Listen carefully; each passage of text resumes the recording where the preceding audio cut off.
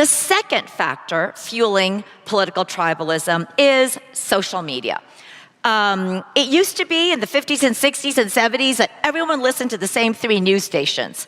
Now, to be sure, the news was dominated by a very certain perspective.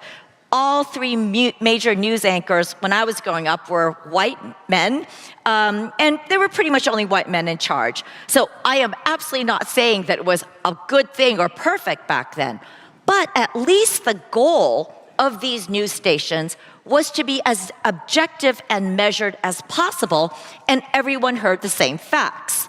Republicans and Democrats have always disagreed, often bitterly. But in the past, they would talk to each other, argue with each other, and perfectly often marry with each other. Very common. That is very different today. Today, we pretty much get our news only from people we already agree with. If you're conservative, you watch Fox or Newsmax. If you're liberal, you watch CNN or MSNBC. And the anchors, whether Hannity or Rachel Maddow, they don't even pretend to be objective. It's just the opposite. To get ratings up, their incentive is to get people mad. And it's same with social media. The more vicious and biting you are on Twitter, the more likes and retweets you get.